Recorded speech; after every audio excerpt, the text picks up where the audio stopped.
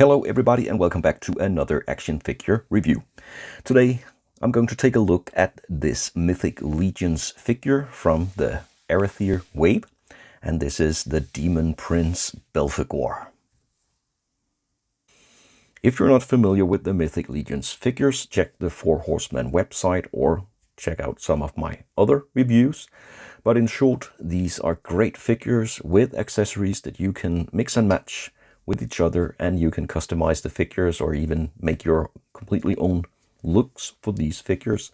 And that's a great possibility, I think. So let's take a look at what Belphegorr here comes with.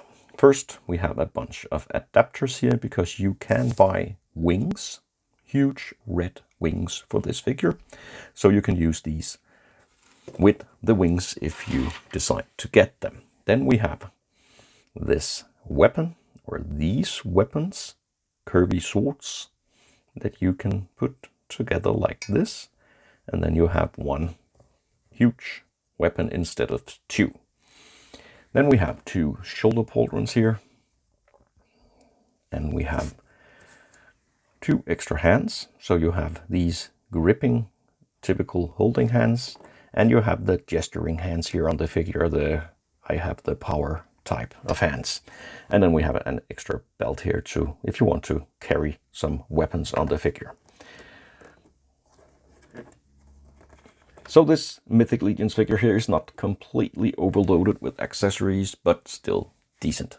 Before we take a closer look at the figure, let's just check out the articulation here. We have a neck collar here that hinders some of the head movement, but you can still look up very far and also down actually, so it's not that bad, but you can remove it if you want to.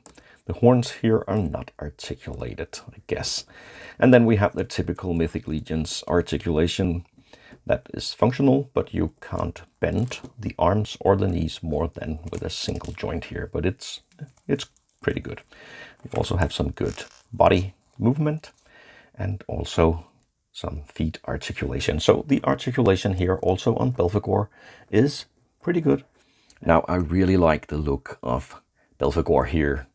His color and his head sculpt here. The gray armor. And of course the hooves here instead of regular feet. So it's a real demon we have here. And also the teeth and his yellow eyes. I think it's a really cool look. And I'm very tempted to add some light effects and smoke and stuff like that. He will look good in a photo shoot. If we turn the figure around, on the back here, some of the holes where you can put the shoulder pauldrons or the wings. And all the way down here, the same type of body armor. And as I mentioned, you can work with the look of the figure here. For example, attach the shoulder pauldrons here. It's easier to do if you remove the neck collar here, but it should be possible to add the shoulder pauldron here and make him look even more heavily armored. And of course, it's also possible on the other side. Let's find the hole here on the back. And then we have the heavy armored look and even some nice articulation and posability, even though he is geared up with all his armor and his weapons here. So let's have a size comparison here next to a goblin-sized Mythic Legions figure and a human character. And this is how they scale. And here next to the Mesco 112 Nosferatu.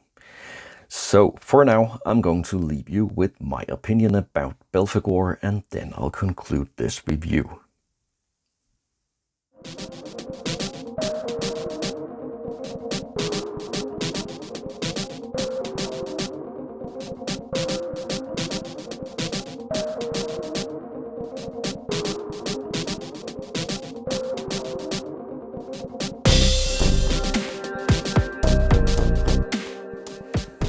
Belphegorr here is one of the cool figures from the Arethyr wave. He might not be my overall favorite, but you still get a very solid figure here. Especially I like the evil demon-like look. He's not overloaded with accessories, but still it's absolutely worth checking out.